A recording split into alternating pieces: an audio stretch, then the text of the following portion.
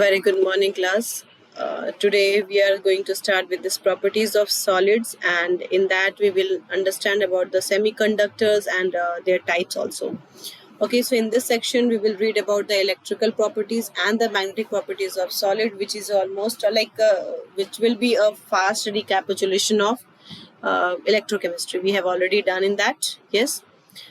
So this is electrical properties which we have already done in electro. So solids have amazing range of electrical conductivities. Electrical conductivities in the is the reciprocal of resistivity that we have learned, whereas the resistivity is the property of solid to resist the flow of electricity, and conductivity is the property to conduct electricity that we know. Yes, resistivity is denoted by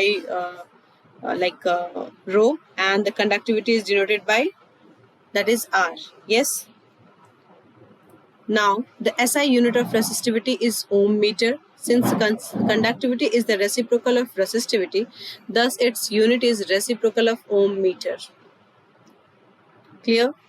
And I hope all these things are already clear. In electro we have done. Okay. So now conductivity is generally represented by Greek word sigma, that is, and the SI unit of conductivity is Siemens per meter, that means S per meter. Yes. Electrical properties, if we talk about, on the basis of magnitude of range of conductivities from 10 to the power minus 20 to 10 to the power 7 per ohm per meter. It's not so important to learn, but there is the range of the conductivity, that is minus 20 to 10 to the power 7 per ohm per meter. And on this basis, solid can be classified into three types, that is conductor, solid having magnitude of range of conductivities from 10 to the power 4 to 10 to the power 7 ohm. They have high conductivity. Okay, so this is the maximum one. So till 10 to the power 4 to 10 to the power 7 per ohm per meter, and they are conductors. Metals are good conductor of electricity. Silver has the conductivity in order of 10 to the power 7 per ohm per meter. That's why it is considered as a very good conductor. Yes. Another are insulator. Insulator का मतलब है solids having range of conductivity from 10 to the power minus 20 to 10 to the power minus 10 ohm per meter. मतलब like least होता है. Okay, are considered as insulator. Semiconductor will have the range in between this metal and the conductor and the insulator. That means it is around 10 to the power minus 6 to 10 to the power 4 ohm per meter, are called semiconductors.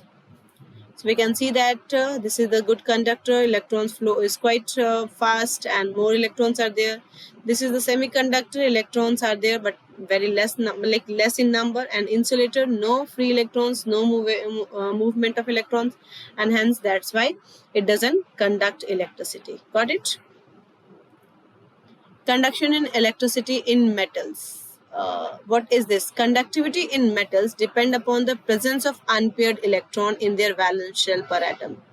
जितने ज़्यादा valence electron होंगे उतने ज़्यादा conductivity होगी.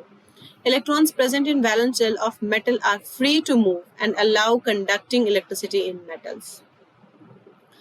Energy level, that is called atomic orbital, with electrons and the vacant energy level present in the metal have minute difference in energy. Like I'm going to tell you, this is called valence band and this one is called a conduction band. Okay, so the vacant energy level is called conduction band, and that where the electron is there, that is called what we say, valence band. Okay, so there is a very minute difference between the vacant that means conduction band and the valence band. In energy, they together are called energy band, and or simply we can say that the band. The empty energy levels or unoccupied energy levels are known as conduction band. Got it? The empty energy level where the electron is not there, and the unoccupied energy level, that means where the electron is not there. So that is called conduction band, and they help in conduction of electricity. If the electrons jump into this band, that means they start conducting electricity. When partially filled energy orbital, that is called valence band, yes, are too close or overlapped with the unoccupied energy level. then electrons can easily flow between them under the electrical field, and because of this flow of unpaired electron, they from occupied energy level to conduction band, metals conduct electricity. Got it? Let me show you with the diagram. This is the blue part is considered as conduction band, and this one is the filled red one. This one is occupied, this one is unoccupied, this is low energy level, this is high energy level, you can say. And what will happen in this case, the metal के case में, these two will be overlapped. ये overlapped area है. That means blue part and the red part is overlapped in this, and that's why electron present in this valence band will be easily moved to conduction band, and they can conduct electricity. Yes. Now in insulator, जो insulator होते हैं, that there is a big gap between the valence band and the conduction band, and due to which even after applying some energy, external force, external energy, the electrons cannot jump from the valence band to the conduction band, and that's why they don't conduct electricity. So in insulator, the difference in the energy between occupied energy level and unoccupied energy level is higher, काफी ज़्यादा होता है, because of which electrons do not flow from occupied energy band to the next higher unoccupied energy band, and resulting insulator do not conduct electricity as electron do not flow. So see that picture. This is the conduction band and this is the valence band, and there is a big band gap between that, due to which the electrons present in this cannot jump into this, and hence they cannot conduct electricity. So Fermi level might be you have done in the physics. Yes. So in this case, electron na conduction band की तरफ होता ना यहाँ, so that's why it is in between, in center होता है insulator. Here in that chemistry, we don't have to get much idea about this Fermi level, but in physics, it matters over there. Yes. Actually, in semiconductor like silicon and germanium, the energy gap between the valence band, this is the semiconductor now. So in this case, the energy gap between the valence shell and the conduction band is smaller, बहुत छोटा होता है, and that's why electron may jump from the filled orbital to the conduction band when put under electrical field. जब हम external something कुछ देते हैं, then the electron can jump from the valence band to the conduction band, and that's why due to this behavior, the lower gap, that is lower gap between the valence band and the conduction band, the semiconductors show conduction of electricity at some certain condition. Okay. The condition of electricity in semiconductor increases with increase in temperature. अगर हम temperature increase करेंगे तो movement of electron will be faster, and electron will jump very easily to the conduction band, and hence it will conduct electricity. Elements such as silicon and germanium show such behavior and are called intrinsic semiconductor. What is this intrinsic semiconductor? That I am going to tell you. So conductivity of intrinsic semiconductor is very low. Intrinsic की कम होती है. Got it? Because ये अंदर के ही मतलब it's inside the atom. So उनके ही electrons के movement की वजह से होता है. लेकिन जब extrinsic की बात करते हैं तो that is from the outsider. So in that case it is a case of doping. So in that case of doping, it enhances the property. Got it? It enhances the conductivity too. So let's see with the diagram. This is the semiconductor. The gap between the conduction band and the valence band is so small. So when they are put in the electrical field, the electron from the valence band jump to the conduction band, and hence they start conducting electricity. So here all three picture, we can see that metal where it is overlapped. In the semiconductor, there is a small gap, but in the insulator, there is a big gap. Yes. So electron cannot jump from this level to this level, and hence cannot conduct electricity in this case. Now types of semiconductor. It is of two types: intrinsic semiconductor and extrinsic semiconductor. As the name suggests, intrinsic. That means it is inside the molecule. Okay. So it contains equal number of current carrying holes and the electrons, and their conduction is an intrinsic properties. जितने cation जो होंगे, that will create a hole over there, and उतने ही electron will be occupied by the interstitial site, and due to that only they conduct electricity because of this free electrons. So that's why that conductivity is less, and it is intrinsic property. It is called intrinsic property. extrinsic semiconductor क्या होगा? That conductivity of intrinsic semiconductor can be enhanced by adding some impurities, and that adding impurities is always called doping.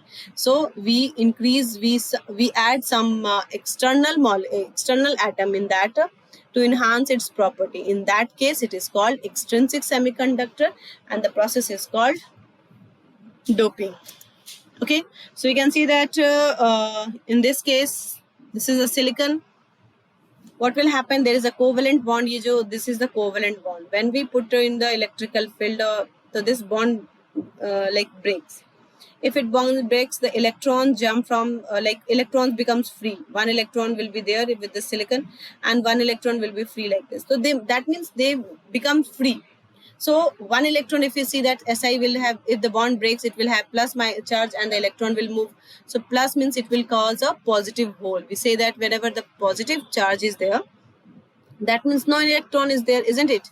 If it is, suppose that if it is positive, I can say that there is no electron. So this is also called positive hole. So जितने positive hole होंगे उतने ही electrons move कर रहे होंगे, and due to this free electrons they start conducting electricity when they put in the electrical field. This is ये जो है, these are the covalent bond. ये covalent bond बन रहा है, ठीक है? Okay. Types of impurities. It is of two type: electron rich impurities and electron deficient impurity. So जो हम doping करते हैं, that can be done by the electron rich, as well as we can do it by electron deficient impurity. So what is this and what are the name for this? So let me explain this. Electron rich impurity, that means which is having more electron than our present semiconductor. So if silicon or germanium, that is group 14, okay, this is the semiconductor. ये 14th group के element जो होते हैं वो semiconductor की तरह work करते हैं. So this is of semiconductor. When these are doped by higher group 15, arsenic or phosphorus. So when these group are 14th group is doped by higher group, that means group 15, then there will be one extra electron which is not needed for bonding and delocalized to conduct electricity, known as n-type semiconductor. What it is? Did you get that? So let me explain with the diagram. See, this is the silicon. Yes, silicon having plus 4 electron. What I have done, I have doped with this phosphorus. So one silicon remove करके phosphorus को डाल दिया. So phosphorus has plus 5 charge, isn't it? So all plus 4 will be settled with this and this, but one plus charge, one free electron will be there, isn't it? Because plus charge, that means it is losing somewhere electron. So वो जो electron होगा, that electron will be free. And due to this free electron, it will start conducting electricity. So sometimes the three type of question can be asked from this. One question: which type of semiconductor is formed when germanium or silicon is doped by phosphorus or arsenic? ठीक है. दूसरा question: which type of semiconductor will be formed when group 14 is doped by group 15? And next जो है, that is which we can say that the n type of semiconductor conduct electricity due to positive hole or free electrons. So that you should know, they conduct electricity due to the free electrons. और एक और चीज important है, in this n type of semiconductor, the Fermi level, जो Fermi level होता है, that is towards the conduction band. Got it? Because they conduct electricity due to the electron, and these electrons are present in the conduction band. So Fermi level जो होगा, Fermi level is we can say that it is a probability of finding electrons. ठीक है, probability of electron density, maximum electron density. So electrons will be here only in that conduction band. Because of this, they are conducting electricity. So that's why the Fermi level will be near the conduction band. Got it? So this can also be asked. Now the next thing, that is electron deficient impurity. If we are doping with the electron deficient impurity, that means 14th group will be doped by lower group, that means group 13. Then it will form a p-type semiconductor, okay? And then aluminium forms 3 bond. Like if I'm adding this here, this 4 bond needed, 4 bond, but this can form only 3 bonds. So 1 bond will be free, and due to which it will create a positive hole over there. Got it?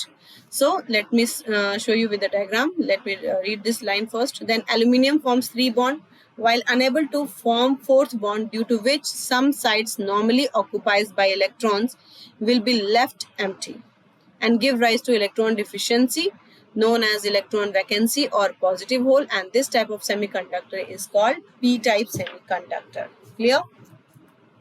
So in this case, you can see that this is the silicon, and one silicon, like one place is doped by boron. So earlier it was having 4 electrons, but now it is having 3 electrons only. So 4 के साथ क्या होता था, ये bonded था, this one bonded, but now it is 3. So 3 it will be bonded like this, but one electron it doesn't have, it will create a hole over there, isn't it? Because this won't be able to make a bond over, so this will create a hole over there, and since there is no electron over there, so that's why we say positive hole. So you should know that the p type of semiconductor conducts electricity due to the positive holes, while n type of semiconductor conducts electricity due to free electrons. Clear? So one question can be asked, that what happens when, which type of semiconductor can be formed when group 14 is doped by group 13, or silicon is doped by aluminium. And next question, p type of semiconductor conduct electricity due to positive holes. Okay? And in this case, the Fermi level will be towards the valence shell. Why? Because the electrons are not there, electron is not there, so it will not go in the conduction. It is or you can say in other words that p type semiconductor conducts electricity due to the positive hole. Yes, so that means electron is not there, so probability of positive hole will be where? Towards the valence band, and that's why the Fermi level will be towards the valence band only. Clear? While in the n type, the Fermi level was towards the conduction band. Clear? Okay, now next to move to magnetic properties. Magnetic properties of solid are related to their electronic structure. It is of following type, that is paramagnetic, diamagnetic, ferrimagnetic, ferromagnetic you have done, and antiferromagnetic. These two you know, paramagnetic and diamagnetic, and these three are new: ferromagnetic, ferrimagnetic, and antiferromagnetic. So if we see the paramagnetism का मतलब क्या होता है? It will have unpaired electron. Clear? So substances which are attracted slightly by magnetic field and do not retain the magnetic property after removal of magnetic field. This is the line important you have to learn. Although they have free electrons, they conduct electricity, but they they show the magnetic property, but when it is placed in the magnetic field. जैसे ही remove कर लेते हैं, it won't show the magnetism, and that type of substance is called paramagnetic. ठीक है? Example O+2, Cu+2, Fe+2, Cr+3, magnesium, molybdenum, lithium, etc. Metals are there. Okay, this is paramagnetism. Substance show paramagnetism because of presence of unpaired electron, that I have already told you, and these unpaired electrons are attracted by the magnetic field, and that's why they show that magnetic behavior. But as they move, that magnetic field is removed, they don't show the magnetic behavior. You can see that this is the paramagnetism. Yes, that means where it is H double bond, all that in different direction. Yes, you can see that.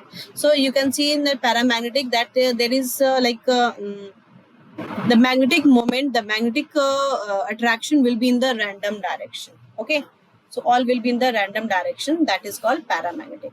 Okay. Now this is the diamagnetic.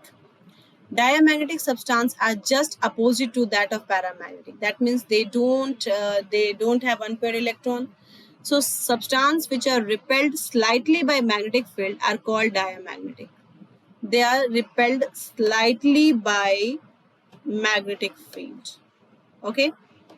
Example H2O, NaCl, C6H6, etc. Diamagnetic substances are magnetized slightly when put under magnetic field, but in opposite direction. They will be in the opposite direction. Okay, so we can see that H is it is in this direction, and they are feeling attracted towards the opposite direction, isn't it? So this is called diamagnetic. Or you can say that the diamagnetic if they don't have any unpaired electron. Substances show diamagnetic properties because of presence of paired electron, or we can say that absence of presence of paired electron and no unpaired electron, or you can say that the absence of unpaired electron. So thus pairing of electrons cancel the magnetic property, एक दूसरे के magnetic property को cancel कर देते हैं, and that's why it shows diamagnetism. Now the ferromagnetism. Ferromagnetism is substance that are attracted strongly with the magnetic field are called ferromagnetic substance, and such as cobalt, nickel, iron, gadolinium, chromium oxide, etc. Ferromagnetic substances can be permanently magnetized also. फेरो जो होते हैं they are always permanent magnetism होता है. Paramagnetism होते हैं but when we remove the electrical magnetic field they don't show. Diamagnetic they don't show. ठीक है. Metal ions of ferromagnetic substance are randomly oriented in normal condition and substance do not act as a magnet. But when metal ions are grouped together in a small region called domains, each domain act like a tiny magnet.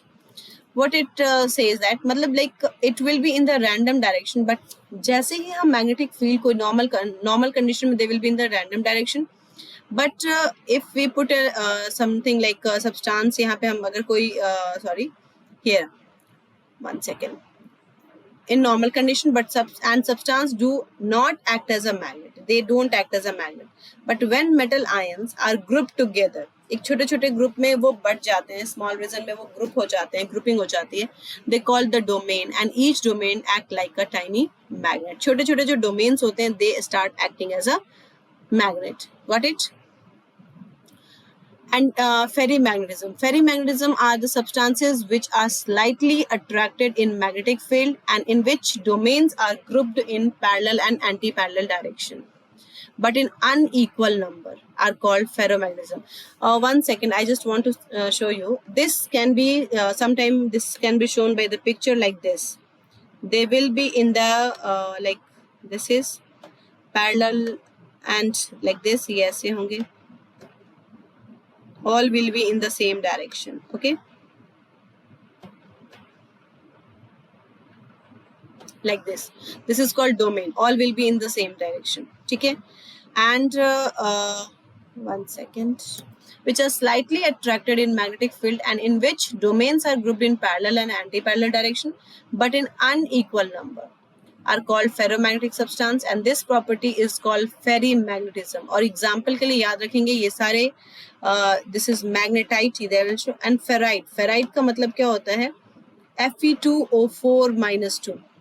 If it is ferrite, formula is like Fe2, ठीक है, Fe2O4 minus 2. So instead of this minus 2, any metal can be over here, and that becomes that ferrite. Like magnesium is here, so it will be magnesium ferrite. Here zinc is there, so it will be zinc ferrite. Got it? So here is the picture. You can see that it is in parallel and anti-parallel way, but not in equal direction. Got it? Sometime you will get the another picture also that I will show you, but just wait. This is the ferrimagnetism. You can see that it is in equal number, isn't it? One is red, blue, equal number, but they are aligned in anti-parallel direction but do not cancel each other. What is the reason? That they don't have the equal capacity. You can see that. So by picture, by like showing with the picture, showing with the image, they can ask that which type of magnetism it is. So in general, students will say that antiferrous, but it is not. They will say the parallel and anti-parallel, and they will say antiferrous, but it's not that. It is ferrimagnetism. ध्यान रखेंगे. It should be, if it is in the equal size and length, अगर सब कुछ size होता, equal होता, then we could have said this antiferro. Got it? But now it is in ferri. Another is antiferromagnetism. Antiferromagnetism is substance in which domain structure are similar to ferromagnetic substance but are oriented oppositely. That means one is parallel and another is anti-parallel, which cancel the magnetic property and called antiferromagnetic substance. And these property is called antiferromagnetism. Example MnO. Example of antiferro is like asked, ये पूछा जाता है आपसे. So we can see that equal number and that equal size, length, everything is equal. Yes. So this is called antiferromagnetism. one is this, another is an anti-parallel direction, parallel, like this, equal number, and then equal length will be there, so it will be called antiferro. So can you like find the difference? This is antiferro and this one is ferric. Although it is also having anti-parallel and parallel, but since size are not equal, so we will say that if the size are not equal, we will say that it is not going to cancel each other, and that's why it will be considered as ferrimagnetism. While this is everything is same equal, so that's why it will be considered as antiferro, because they are going to cancel each other's effect. So here is the one diagram. You can see that paramagnetism, they are the random direction. All the domains are there. There is no particular domain. There is like movement is random. In the ferromagnetism, you can see that they all are in the same direction, in one direction only. In anti-ferromagnetism, you can see that parallel and anti-parallel. 3 are going in this way, so 3 are going in back way. Isn't it? So equal number में. And ferrimagnetism, you can see that although they are going in the same like same and parallel and anti-parallel direction, but again you can see that the length of this is not equal, so you can say that it is a ferrimagnetism. Okay, got it? Any problem in this? Okay, chale next. So here is a question. This like it's a little twist in that question. With the Schottky defect, with the Frenkel defect it is. So the question is that calcium metal crystallizes in FCC lattice with the edge length of 0.556 nanometer. Calculate the density of the metal if it contains. So students will be in confusion and they will try to find that like density formula they will use. Yes, of course you have to use the density formula, but not in both the case. It is said as, देखो यहाँ पे ध्यान से समझो, it is said as in 0.5% of Frenkel defect, and we know that whatever the defect is there, Frenkel defect में there is no difference, there is no change in the density. So that means in the density, in that Frenkel defect, the density is not going to change. So you have to use the formula simple, like there is a, it is written in the Frenkel defect there is no change in original density. So the formula use करो. Rho is equal to Zm upon Na into A cube. Z is given here 4 and the calcium is there, so that molecular weight is 40, isn't it? Na is this, and A cube as length is given 0.556 nanometer, so you have to convert it into meter. Okay, so that A cube is done like this. Sorry, centimeter you have to do, because density is in gram per centimeter cube, so that's right. But what will happen to the Schottky defect? Schottky defect में density कैसे निकालेंगे हम? How you will find? So see, in the Schottky defect, what we do, we say that number of cation and anion, equal number of cation and anion are missing from their site. So FCC में जो rank Z जो 4 होता है, yes, will it be same if the number of atoms is going to removed? Will it be same? Tell me. No. Because in that in this case Schottky defect the cation and anion are missing, isn't it? So number of atoms are removing, so that's why Z won't be 4 equal to 4. Yes. So अब यहाँ पे देखेंगे Z change कैसे होगा. So Z जो होता है in general 4% है, and 4 का 0.2% defect अगर down जा रहा है, you can say. So you have to find that what will be the Z in that case. So how you will do? There is a thing that in Schottky defect density changes as Z effective changes. So Z new will be 4, ये पहले था, and this is 4 का 0.2% you deduct. Yes, deduct the 0.2%. So 4 earlier it was 4 and now deducted 0.2%, so you will get the 3.994.